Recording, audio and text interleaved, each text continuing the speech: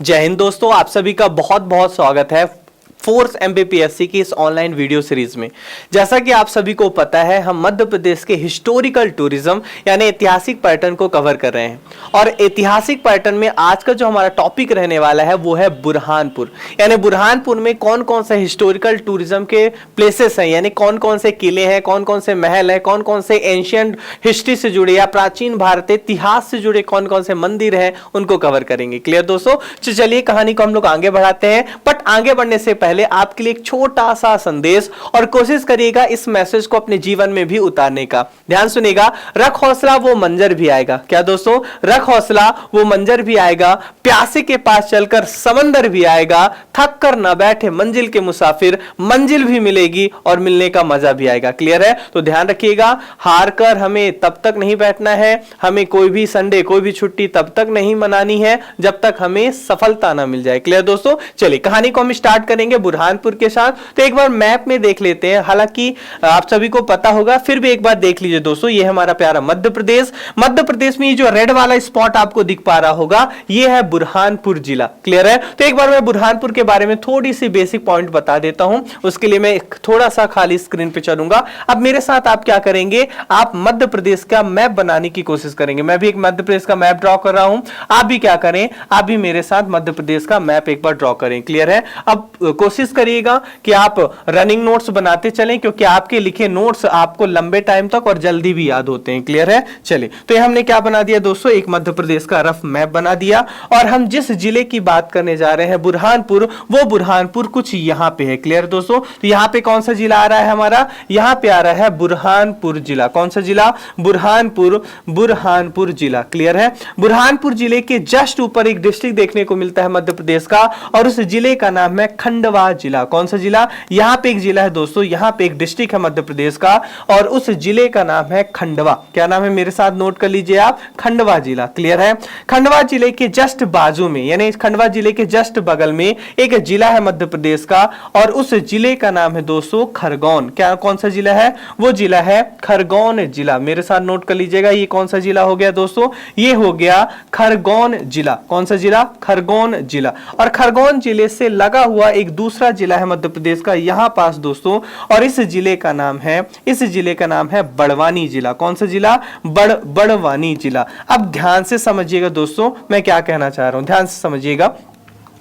आप सभी को पता दिख रहा होगा कि ये जो मध्य प्रदेश में जो हमारा आज का टॉपिक रहने वाला है बुरहानपुर, ये कुछ यहाँ पे है, यानी खंडवा के जस्ट नीचे है। और ये जो बुरहानपुर जिला है ना दोस्तों, नोट करिएगा मेरे साथ, ये जो बुरहानपुर जिला है इस खंडवा जिले से ही अलग कर बनाया गया था। बुरहानपुर किससे अलग करके बनाया गया था? बुरहानपुर खंडवा जिले से ही अलग करके बनाया गया था। तो यहां से पहला सवाल बनकर तैयार हो गया कि बताइए बुरहानपुर किस जिले से अलग कर बनाया गया था? तो आपका आंसर होना चाहिए खंडवा से अलग करके बनाया गया था। क्लियर है? अगली बात ध्यान से सुनिएगा, ये अगर आपसे पूछा जाएगा कि कब बनाया गया, चलिए ये बात हम लोगों ने हमें समझ में आ गई कि बुरहानपुर खंडवा से अलग होकर बना। कब बना? तो ध्यान रखिएगा, वर्ष है 2003 का, यानी 2003 में खंडवा जिले से अलग करके एक नया जिला बनाया गया और उसका नाम है बुरहानपुर। क्लियर इतनी बात दोस्तों? अब ध्यान से सुनिएगा कुछ और बातें। मुझे बताइए, जब आप मध्य प्रदेश की ज्योग्राफी पढ़ते हैं, अगर आप लोगों ने पढ़ा हो तो ठीक है, अगर नहीं पढ़ा तो परेशान नहीं होना, मध्य प्रदेश की ज्योग्राफी में से पढ़ेंगे। फिर भी अगर आपको पता हो तो जल्दी मुझे आंसर करिए कि मध्य प्रदेश में कितने माउंटेन रेंजेस के बारे में हम मध्य प्रदेश की ज्योग्राफी में पढ़ते हैं। तो मध्य प्रदेश में 2 माउंटेन रेंजेस के बारे में हम लोग पढ़ते हैं। एक माउंटेन रेंजेस दोस्तों, एक माउंटेन रेंज जो है पर्वत श्रृंखला है, वो कुछ इस प्रकार की फैली हुई है और इसे कहते हैं विंध्याचल। क्या कहते हैं दोस्तों? विंध्याचल, विंध्याचल पर्वत श्रेणी। क्या कहते हैं? विंध्याचल पर्वत श्रेणी। इतनी बात क्लियर होगी दोस्तों? अब ध्यान सुनिएगा, इस विंध्याचल पर्वत श्रेणी के दक्षिण में, इस विंध्याचल पर्वत श्रेणी के दक्षिण में एक और माउंटेन रेंज है, उसका नाम है सतपुड़ा पर्वत श्रृंखला। क्या नाम है उसका? उसका नाम है सतपुड़ा पर्वत श्रृंखला। क्लियर है? अब ये जो सतपुड़ा पर्वत श्रृंखला है दोस्तों, इसे भी 3 हिस्सों में बांट दिया जाता है। ये जो सतपुड़ा पर्वत श्रृंखला का ये जो पश्चिमी हिस्सा है, इसे हम कह देते हैं कई बार राजपीपला। क्या कह देते हैं? हालांकि ज्योग्राफी हम लोग और डिटेल पढ़ेंगे जब हम मध्य प्रदेश की ज्योग्राफी पढ़ेंगे वहां पर मैं बताऊंगा कि राजपीपला माउंटेन रेंज जो कि सतपुड़ा का हिस्सा है उसकी शुरुआत गुजरात और महाराष्ट्र वाले बॉर्डर से ही हो जाती है। सतपुड़ा माउंटेन रेंज का जो बीच वाला आपको हिस्सा दिख रहा है इसका नाम है दोस्तों महादेव। क्या नाम है? महादेव। क्लियर है। और सतपुड़ा पर्वत श्रृंखला का जो ईस्टर्न मार्जिन है, जो पूर्वी छोर है, उसे हम कह देते हैं मैकाल। क्लियर है। ध्यान सुनिएगा दोस्तों यहां पे हमारा कौन सा जिला बसा हुआ है? ये वाले एरिया में यहां पे है हमारा बुरहानपुर जिला। तो मुझे बताइए बुरहानपुर जिला सतपुड़ा माउंटेन रेंज के किस हिस्से में बसा हुआ है? तो बुरहानपुर सतपुड़ा माउंटेन्स के राजपीपला वाले हिस्से में बसा हुआ है। और इस राजपीपला माउंटेन रेंज में एक छोटी सी पहाड़ी आती है, उस पहाड़ी का नाम है असीरगढ़ पहाड़ी। कौन सी पहाड़ी? यहां पे एक छोटी सी पहाड़ी आती है, उसका नाम है असीरगढ़ पहाड़ी। और इसी असीरगढ़ पहाड़ी में दोस्तों, इसी असीरगढ़ पहाड़ी में एक किला है, उसे कह देते हैं हम असीरगढ़ का किला। क्लियर है। तो आज का जो पहला हमारा जो टॉपिक होने वाला है वो यही है, असीरगढ़ का किला। तो पहला सवाल बनकर तैयार हो गया कि असीरगढ़ का किला मध्य प्रदेश के किस जिले में है? तो आप बोलेंगे बुरहानपुर जिले में है। किस माउंटेन रेंज में बना हुआ है या बनाया गया था इस किले को? सतपुड़ा माउंटेन रेंज में। सतपुड़ा माउंटेन रेंज के भी किस हिस्से में? तो राजपीपला वाले हिस्से में। किस पहाड़ी में? असीरगढ़ की पहाड़ी में। तो फटाक से मेरे साथ आप नोट करिएगा, फटाक से नोट करिएगा, असीरगढ़ का किला। कौन सा किला? असीरगढ़ का किला।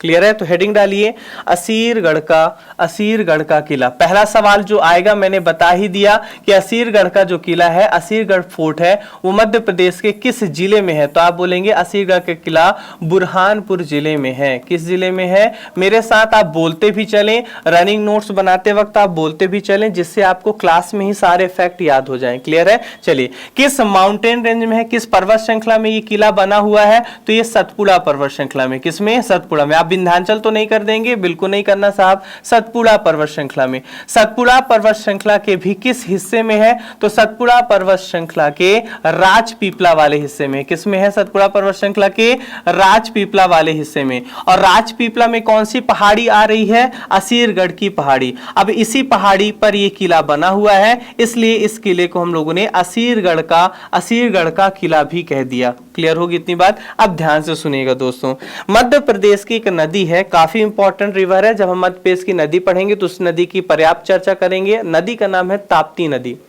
अब बुरहानपुर शहर दोस्तों ध्यान सुनिएगा, बुरहानपुर का जो पूरा शहर है वो ताप्ती नदी के किनारे ही बसा हुआ है। अब ये किला बुरहानपुर शहर के करीब ही है, इसलिए अगर आपसे पूछा जाएगा कि बताइए असीरगढ़ का किला किस नदी के किनारे बना हुआ है, तो आपको एकदम आंसर कर देना है तुरंत, ताप्ती नदी के किनारे। किस नदी किनारे? ताप्ती नदी के किनारे। तो ये किला किस जिले में है? बुरहानपुर जिले में है। बुरहानपुर शहर किस नदी के किनारे बसा हुआ है? ताप्ती नदी के किनारे बसा हुआ है। इसलिए असीरगढ़ का किला किस नदी के किनारे है? तो ताप्ती नदी के तट पर या ताप्ती नदी के किनारे। इतनी बात क्लियर हो गई दोस्तों। चलिए तो चार फैक्ट और समझते हैं। हम लोगों ने यह समझ लिया कि असीरगढ़ का किला बुरहानपुर जिले में है, सतपुड़ा माउंटेन रेंज में है, ताप्ती नदी के किनारे है। आपसे अगर यह पूछा जाएगा कि बताइए उस शासक का नाम, वो व्यक्ति कौन था जिसने असीरगढ़ के किले का निर्माण कराया, यानी असीरगढ़ किले का निर्माता कौन है? तो ध्यान से सुनिएगा, कई बार एग्जाम में पूछा गया है, आने वाले टाइम में भी पूछा जाता रहेगा। इस असीरगढ़ के किले का निर्माण 10वीं शताब्दी के आसपास, कब दोस्तों? 10th सेंचुरी के आसपास, 10वीं शताब्दी के आसपास अहीर वंश का एक शासक हुआ करता था। किस वंश का शासक? अहीर वंश का। अहीर वंश का एक शासक हुआ करता था और उस शासक का नाम था राजा आशा। क्या नाम था उसका? उसका नाम था राजा आशा। तो ध्यान रखिएगा, असीरगढ़ के किले का निर्माण 10वीं शताब्दी के आसपास कराया गया। असीरगढ़ किले का निर्माण किस वंश के शासक के द्वारा कराया गया था? अहीर वंश के शासक के द्वारा। और शासक का क्या नाम था? राजा आशा। अब ध्यान सुनिएगा दोस्तों, इस शासक का नाम आशा इसलिए पड़ा था क्योंकि इसकी कुल देवी जो थी दोस्तों वो आशा देवी थी। कौन थी इसकी कुल देवी? आशा देवी। इसीलिए राजा आशा के द्वारा अपने कुल देवी हेतु इस किले के अंदर एक मंदिर का भी निर्माण कराया गया था। उस मंदिर का नाम है आशा देवी मंदिर। तो अगर आपसे पूछा जाएगा कि बताइए मध्य प्रदेश के किस किले के भीतर आपको आशा देवी मंदिर देखने को मिलता है, तो आप बोलेंगे असीरगढ़ के किले के भीतर। क्लियर है। तो फिर से सुन लीजिए, लीजिए, असीरगढ़ का किला किस जिले में है? बुरहानपुर जिले में। किस माउंटेन रेंज में है? विंध्याचल में है कि सतपुड़ा में? फटाक से आंसर करें। सतपुड़ा पर्वत श्रृंखला में। उसमें भी किस हिस्से में? राजपीपला के असीरगढ़ पहाड़ी में। ये किला किस नदी किनारे है? ताप्ती नदी किनारे। इस किले का निर्माण 10वीं शताब्दी में अहीर वंश के शासक राजा आशा के द्वारा कराया गया था। अब ये राजा आशा देवी के परम भक्त हुआ करते थे, इसलिए इनके द्वारा इस किले के भीतर आशा देवी मंदिर का भी निर्माण कराया गया था। इतनी बात क्लियर होगी दोस्तों। अब ध्यान से सुनिएगा, ऐसा होता तो नहीं है कि किसी क्षेत्र में केवल एक ही वंश के शासकों का आधिपत्य रहे, या सुनो, जैसे पहले हमारे जब हम इतिहास पढ़ते हैं तो हम दिल्ली सल्तनत पढ़ते हैं। दिल्ली सल्तनत में भी दोस्तों अलग अलग वंश आते हैं, यानी किसी क्षेत्र पर एक ही वंश का शासन हमेशा नहीं रहता। उसी तरह दोस्तों इस निमाड़ वाले क्षेत्र में पहले ही 10वीं शताब्दी के आसपास अहीर वंश के शासकों का शासन हुआ करता था। यानी पहले किस वंश के अधीन था ये किला? ये किला था अहीर वंश के शासकों के अधीन। समझ में आ गई बात? फिर दोस्तों ध्यान सुनिएगा, आप मध्य प्रदेश भारत के मध्यकालीन इतिहास में एक शासक का नाम पढ़ते हैं। उस शासक का नाम है अलाउद्दीन खिलजी। अलाउद्दीन खिलजी, आप सभी को पता होगा कि अलाउद्दीन खिलजी ने दक्षिण भारत के अभियान भी किए थे। क्लियर है? तो अलाउद्दीन खिलजी जब दक्षिण भारत से लौट रहा था तो अलाउद्दीन खिलजी ने दोस्तों 1295 के आसपास इस किले पर क्या कर लिया था? अपना आधिपत्य स्थापित कर लिया था। यानी ये किला बनवाया किस वंश के शासकों के द्वारा गया था? अहीर वंश के शासकों के द्वारा। फिर 1295 के आसपास इस पर किस शासक का आधिपत्य हो गया था इस किले के ऊपर? तो अलाउद्दीन खिलजी का आधिपत्य हो गया था। फिर दोस्तों समय का पहिया बीतता गया और 1601 में, कब दोस्तों? ये सन भी आपको याद होना चाहिए, ये ईयर भी आपको याद होना चाहिए। लगभग 1601 और 1602 के आसपास इस किले पर मुगल बादशाह अकबर ने आक्रमण किया। इस किले पर किसने आक्रमण किया? मुगल बादशाह अकबर ने आक्रमण किया। यानी यह किला किस वंश के शासकों के द्वारा बनाया गया था? अहीर वंश के शासकों के द्वारा। फिर दोस्तों अलाउद्दीन खिलजी के अधीन भी यह किला रहा। अब ध्यान सुनिएगा दोस्तों, यहां पे एक और पॉइंट ऐड कर लीजिएगा। अलाउद्दीन खिलजी के बाद मध्य प्रदेश के निमाड़ वाले क्षेत्र में फारूकी वंश का शासन स्थापित हो गया था। किस वंश का शासक? मैं यहां पे लिख दे रहा हूं, फारूकी वंश का। यानी सबसे पहले अहीर वंश, उसके बाद कुछ समय के लिए अलाउद्दीन खिलजी का आधिपत्य रहा था, उसके बाद फारूकी वंश के अधीन यह किला रहा। फारूकी वंश के बाद दोस्तों 1601-2 के आसपास अकबर ने इस किले पर आक्रमण किया। क्लियर है दोस्तों? अब ध्यान से सुनिए, मुगल बादशाह अकबर अगर इस किले पर आक्रमण कर रहा है तो नो डाउट इस किले की महत्वता, इस किले की जो रणनीतिक महत्वता होगी वो बहुत ज्यादा रही होगी। तभी तो पूरे देश का बादशाह अकबर इस किले पर आक्रमण करने के लिए आया। अब ध्यान से सुनिए दोस्तों, इस असीरगढ़ किले का आखिर इतना महत्व क्यों है? आखिरकार क्यों हर शासक असीरगढ़ किले पर अपना आधिपत्य स्थापित करना चाहता था? तो एक बार मैं क्या करता हूं, मध्य प्रदेश का मैप बनाता हूं और फिर से मैं आपसे कहूंगा कि आप सभी से मध्य प्रदेश का मैप बनाते आना चाहिए। आप भी क्या करें, मेरे साथ एक मध्य प्रदेश का मैप तुरंत ड्रॉ करेंगे। क्लियर है? 1 मिनट का मुझे समय दीजिएगा, थोड़ा सा मैं मध्य प्रदेश का क्या करता हूं, मैप बना लेता हूं। क्लियर है? चलिए, अब आपको मध्य प्रदेश से मिलता जुलता मैप ही बनाना है। ये नहीं कि आप बढ़िया पेंटिंग करने लगे और कोशिश करने लगे कि भैया मैं पूरी फोटो कॉपी कर दूं। नहीं दोस्तों, जब आपको मेंस में मध्य प्रदेश का कोई क्वेश्चन आता है तो वहां पे आपसे मैप बनाने की जो गुंजाइश होती है बहुत ज्यादा होती है। अगर आप बिना मैप के अगर मध्य प्रदेश का कोई सवाल है मेंस का उसे सॉल्व कर दिए तो नो डाउट आपकी 2-4 नंबर तो सिर्फ मैप ना बनाने के लिए कट जाएंगे। और मेंस में कितना टाइम के अंदर आपको बनाना है? तो लगभग 10 सेकेंड के कम समय में ही आपको पूरा मध्य प्रदेश का मैप बना देना है। क्लियर है? चलिए, यहां पे ध्यान सुनिए दोस्तों, यहां पे है अपना दिल्ली वाला क्षेत्र। कौन सा क्षेत्र है दोस्तों? दिल्ली वाला क्षेत्र। या दिल्ली के पास ही मैं कह दूं आगरा है तो आगरा वाला क्षेत्र हो गया। आगरा के बाद आगरा के पास में ही फतेहपुर सीकरी है, जो कि कुछ समय के लिए अकबर की राजधानी भी हुआ करती थी, फतेहपुर सीकरी। क्लियर है? यहां पे है। अब ध्यान सुनिएगा दोस्तों, मध्य प्रदेश के जैसे ही आप साउथ में आते हैं आपको महाराष्ट्र वाला क्षेत्र देखने को मिलता है। अब महाराष्ट्र को हम नॉर्थ इंडिया में कंसीडर करते हैं कि साउथ इंडिया में, दक्षिण भारत में कंसीडर करते हैं? अब मुझे बताइए दोस्तों, ये वाला एरिया यानी बुरहानपुर से जैसे ही आप साउथ की तरफ जाएंगे दक्षिण भारत की शुरुआत हो जाएगी।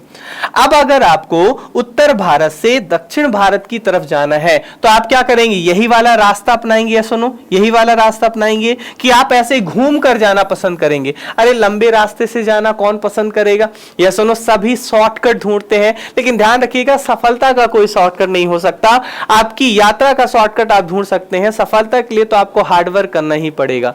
मुझे बताइए ए वाला रास्ता दक्षिण भारत जाने के लिए सबसे बढ़िया है कि बी वाला है? तो आप बोलेंगे भैया ए वाला है। क्यों? क्योंकि ए वाला रास्ता नजदीक है। अब मुझे अगर दिल्ली, आगरा, फतेहपुर सीकरी वाले क्षेत्र से यानी उत्तर भारत से दक्षिण भारत की तरफ जाना है तो मुझे किस जिले से होकर जाना पड़ेगा? मुझे बुरहानपुर से ही होकर जाना पड़ेगा। या सुनो, किस जिले से होकर जाना पड़ेगा? मुझे बुरहानपुर से ही होकर जाना पड़ेगा। और किस किले से गुजरना पड़ेगा? मुझे असीरगढ़ के किले से ही गुजरना पड़ेगा। समझ में आ गई बात? यानी असीरगढ़ के किले को जब तक जीता नहीं जाएगा तब तक दक्षिण भारत में आसानी से नहीं पहुंचा जा सकता। समझ में आ गई बात? यानी अगर कोई शासक जो कि उत्तर भारत का है उसे दक्षिण भारत पर अपना आधिपत्य स्थापित करना है तो उसे क्या करना होगा? असीरगढ़ किले को जीतना होगा।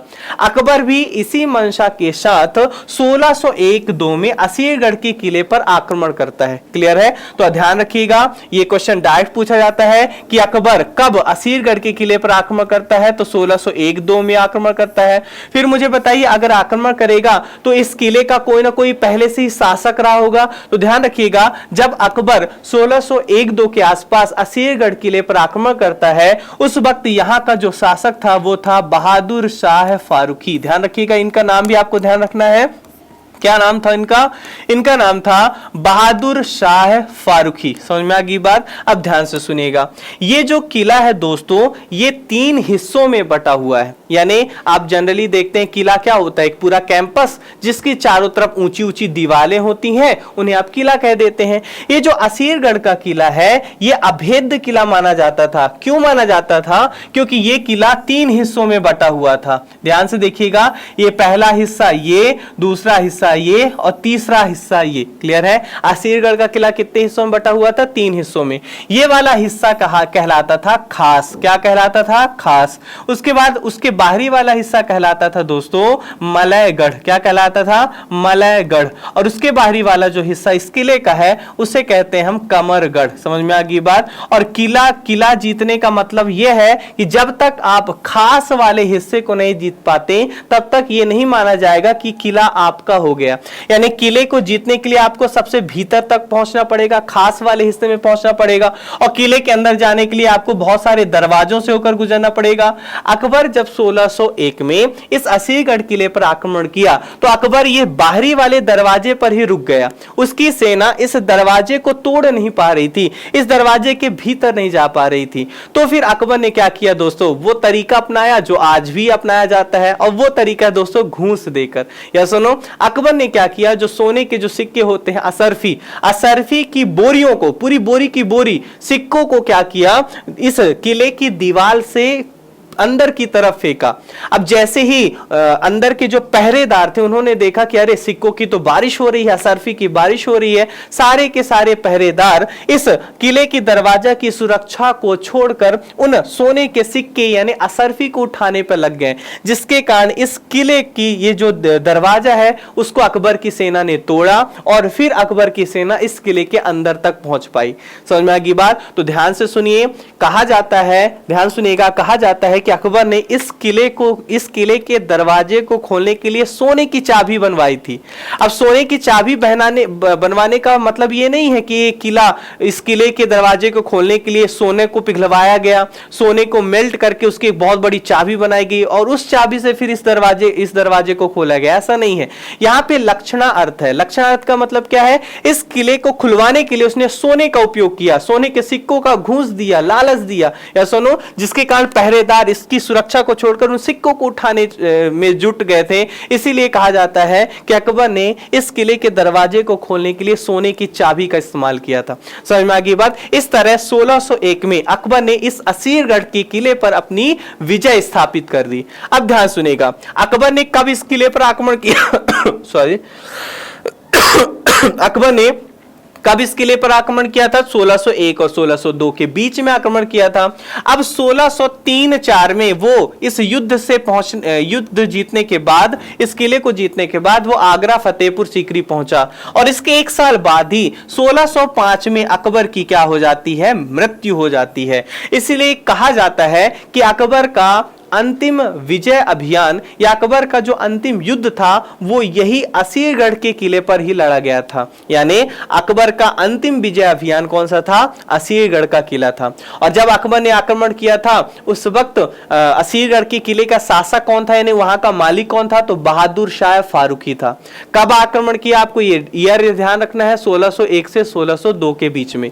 यह किला अभेद्य क्यों माना जाता था? क्योंकि यह किला 3 हिस्सों में बटा हुआ था। कौन कौन से वो 3 हिस्से? खास, मलयगढ़ और कमरगढ़। इतनी बात क्लियर होगी दोस्तों। चलिए थोड़ा सा हम कहानी को आगे बढ़ाते हैं और नोट करते रहिएगा, रनिंग नोट्स अपनी बनाते चलिएगा, क्योंकि रनिंग नोट्स आपके हैंड रिटन नोट्स दोस्तों आपको जल्दी याद होते हैं और आप लंबे टाइम तक भी याद रख पाते हैं। चलिए दोस्तों, मैंने आप लोग को बताया अभी अभी कि आखिरकार असीरगढ़ का किला इतना महत्वपूर्ण क्यों है। तो आप लोगों ने समझा कि अगर कोई उत्तर भारत से दक्षिण भारत जाना चाहता है तो उसे इस किले से ही होकर गुजरना पड़ेगा। इसीलिए दोस्तों इस किले को दक्षिण भारत का प्रवेश द्वार भी कहते हैं। ध्यान सुनिएगा, असीरगढ़ के किले को, किसको नोट करिएगा? असीरगढ़ किले को, असीरगढ़ फोर्ट को क्या कहा जाता है? दक्षिण भारत का गेटवे टू साउथ इंडिया, दक्षिण भारत का प्रवेश द्वार। या सुनो, प्रवेश द्वार है कि नहीं है? बिल्कुल है। अभी हम लोगों ने मैप से समझा कि अगर किसी को नॉर्थ इंडिया से साउथ इंडिया की तरफ आना है उसे बुरहानपुर दर्रे और इस असीरगढ़ पहाड़ी से होकर ही गुजरना पड़ेगा। इसलिए असीरगढ़ के किले को दक्षिण भारत का प्रवेश द्वार भी कहते हैं। अब ध्यान से सुनिएगा दोस्तों, इस दक्षिण भारत के लिए एक शब्द उपयोग कर दिया जाता है और वो शब्द है दक्कन। आप लोगों ने ज्योग्राफी में दक्कन का पठार भी पढ़ा होगा। तो अगर आपसे दक्कन शब्द का उपयोग किया जाता है तो आप ध्यान रखिएगा, दक्कन का अर्थ है दक्षिण भारत। तो यहां पे मैं दक्कन का, दक्षिण भारत का प्रवेश द्वार ना कह के दक्कन का प्रवेश द्वार भी कह दूंगा। क्या कह दूंगा? दक्कन का प्रवेश द्वार। क्लियर है इतनी बात? अब ध्यान सुनिएगा, मुझे बताइए यह किला दक्षिण भारत के एक पहरेदार की तरह काम कर रहा है कि नहीं कर रहा? बिल्कुल कर रहा है। यह किला चीख चीख कर कह रहा है कि अगर आपको दक्षिण भारत तक जाना है तो पहले मेरी लाश से होकर गुजरना पड़ेगा। ऐसे फिल्मी डायलॉग होते हैं कि नहीं होते? अभी हम लोगों ने समझा, अगर दक्षिण भारत पहुंचना है तो पहले किसे जीतना होगा?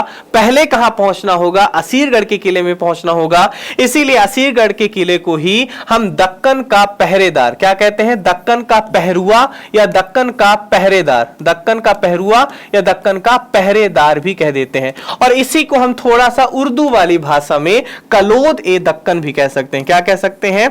कलोद ए दक्कन। तो अगर आपसे पूछा जाएगा कि बताइए किस किले को दक्षिण भारत का प्रवेश द्वार, दक्षिण भारत की जगह दक्कन का प्रवेश द्वार या दक्कन का पहरेदार या कलोद ए दक्कन कहते हैं, तो आपको कहना है असीरगढ़ किला। और ध्यान सुनिएगा दोस्तों ध्यान सुनिएगा, आप लोगों ने ज्योग्राफी में पढ़ा होगा, जो पहाड़ों के बीच में जो रास्ते होते हैं ना दोस्तों, उन्हें दर्रा कहते हैं। इंग्लिश में माउंटेन पास कह देते हैं। और इस असीरगढ़ के किले के पास जो माउंटेन पास है, दर्रा है, उसे हम कई बार बुरहानपुर दर्रा भी कह देते हैं। क्या कह देते हैं? बुरहानपुर दर्रा। इसीलिए आपको ये इसका आंसर या तो असीरगढ़ का किला मिलेगा या तो बुरहानपुर दर्रा मिलेगा। एक बार फिर सुन लीजिए, असीरगढ़ किले को दक्षिण भारत का प्रवेश द्वार कहते हैं, असीरगढ़ किले को दक्कन का प्रवेश द्वार या दक्कन का पहरेदार या कलोद ए दक्कन कहते हैं, या दक्षिण भारत की कुंजी भी कई बार कहते हैं। कुंजी यानी चाबी, समझ में आ गई बात? दक्षिण भारत की कुंजी क्या कह देते हैं? मेरे साथ बोलिए, दक्षिण भारत की कुंजी। इतनी बात क्लियर होगी दोस्तों। चलिए अब थोड़ा सा हम लोग इस कहानी को आगे बढ़ाते हैं और कुछ और इंपॉर्टेंट फैक्ट के बारे में पढ़ते हैं, जहां से एग्जाम में लगभग प्रश्न आना तय होते हैं। मुझे बताइए दोस्तों, एक किला क्या होता है? किला क्या होता है? तो एक किला पूरा एक कैंपस होता है, और अगर उस कैंपस के चारों तरफ ऊंची ऊंची सेफ्टी वॉल बना दें, रक्षा की दीवारें बना दें, तो उसी पूरे कैंपस को क्या कहने लगते हैं हम लोग? किला कहने लगते हैं। यानी किला एक कैंपस है जिसके चारों तरफ ऊंची ऊंची दीवारें हैं। अब इस कैंपस के अंदर हो सकता है आपको बहुत सारे महल देखने को मिल जाए। जैसे याद करिए, मैंने आप लोग को पढ़ाया था ग्वालियर के किले के आप किले के अंदर आपको गुजरी महल मिल जाता है।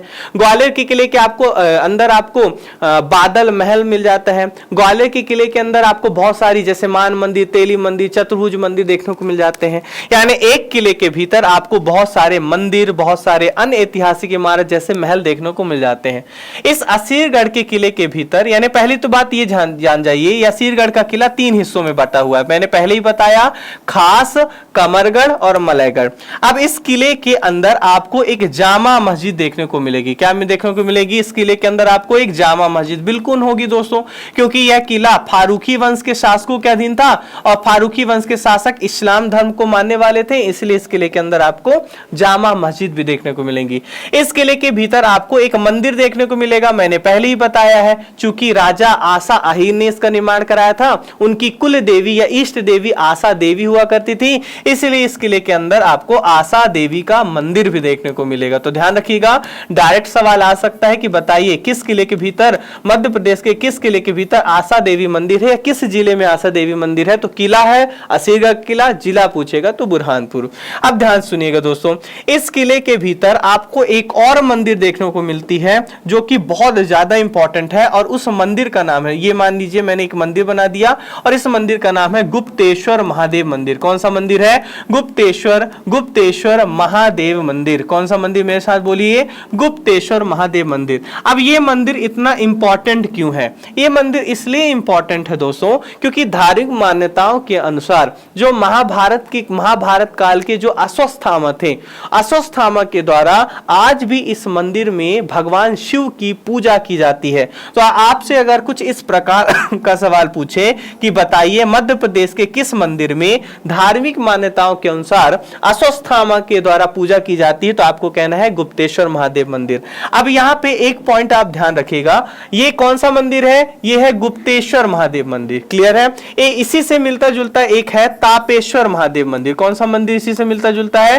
तापेश्वर महादेव मंदिर। ये जो तापेश्वर महादेव मंदिर है, ये मंदसौर के किले के भीतर है। समझ में आ गई बात? लेकिन ये कौन सा मंदिर अभी मैंने बताया? गुप्तेश्वर महादेव मंदिर। और ये गुप्तेश्वर महादेव मंदिर कहां पे है? असीरगढ़ के किले के भीतर। तो दोनों में अंतर ध्यान रखिएगा। तापेश्वर महादेव मंदिर मंदसौर किले के भीतर है, और ये मंदसौर किला सिवना नदी के किनारे है। ये मंदसौर किला किस नदी के किनारे है? हालांकि इसकी भी हम लोग चर्चा आगे करेंगे, सिवना नदी के किनारे है। और इसी किले के अंदर आपको तापेश्वर महादेव मंदिर देखने को मिलेगा, जबकि असीरगढ़ के किले के भीतर आपको गुप्तेश्वर महादेव मंदिर देखने को मिलेगा। और इस गुप्तेश्वर महादेव मंदिर में अश्वत्थामा के द्वारा पूजा की जाती है। यहां पे एक और पॉइंट आप नोट करके लिख लीजिएगा दोस्तों, अगर आपसे पूछा जाएगा गुप्तेश्वर महादेव गुफा कहां पे है, क्या क्वेश्चन पूछा जाएगा? अगर आपसे पूछा जाएगा कि बताइए गुप्तेश्वर महादेव केव या गुप्तेश्वर महादेव गुफा कहां पे है, गुप्तेश्वर महादेव गुफा कहां पे है, उस वक्त आपको ध्यान रखना है ये है छिंदवाड़ा में। क्लियर है? तो ध्यान से सुनिए एक बार फिर से, जिससे आप कंफ्यूज ना हो। अगर आपसे बोलेगा गुप्तेश्वर महादेव मंदिर, जहां अश्वत्थामा पूजा करता है असीरगढ़ के किले में, फिर अगर आपसे बोलेगा तापेश्वर महादेव मंदिर, यह मंदसौर के किले में है। मंदसौर का किला किस नदी किनारे है? सिवना नदी किनारे है। असीरगढ़ का किला किस नदी किनारे है? ताप्ती नदी किनारे है। वैसे ही गुप्तेश्वर महादेव गुफा किस जिले में है? छिंदवाड़ा जिले में है। आसा देवी मंदिर इसी असीरगढ़ के किले में है, और इसके अंदर फारूकी वंश के शासकों के द्वारा निर्मित एक जामा मस्जिद भी देखने को मिलती है। क्लियर हो गई? आई होप आप लोगों ने इतने पॉइंट को नोट कर लिया होगा। मैं क्या करता हूं दोस्तों, एक बार आपको उस गुप्तेश्वर महादेव मंदिर जो कि काफी प्राचीन मंदिर है, ठीक है, उसके दर्शन करा देता हूं। एक बार मुझे 1 सेकंड का थोड़ा सा मुझे टाइम दीजिएगा। ये देखिए दोस्तों, आपको ये जो मंदिर देखने को मिल रही है, ये जो महादेव देखने को मिल रहे हैं, यही है गुप्तेश्वर महादेव। और ये मंदिर कहाँ पे है? असीरगढ़ के किले के भीतर है। क्लियर दोस्तों? तो आज की क्लास में हम लोगों ने असीरगढ़ के किलों को बेहतरीन ढंग से कवर किया। आने वाली क्लासेस में बुरहानपुर जिले में और कौन कौन से हिस्टोरिकल टूरिज्म के प्लेसेस हैं, ऐतिहासिक पर्यटन के स्थल हैं, उनको कवर करेंगे। तब तक के लिए हंसते रहिए, मुस्कुराते रहिए, और ध्यान रखिए रिवीजन करना है, क्योंकि सफलता इस बात पर डिपेंड नहीं होती कि आप कितने घंटे पढ़ते हैं, सफलता इस बात से निर्भर होती है कि आप कितना रिवीजन करते हैं, आपको कितना ज्यादा याद है। क्लियर है? तो मिलते हैं नेक्स्ट क्लास में। जय हिंद, जय भारत। Thank you everyone.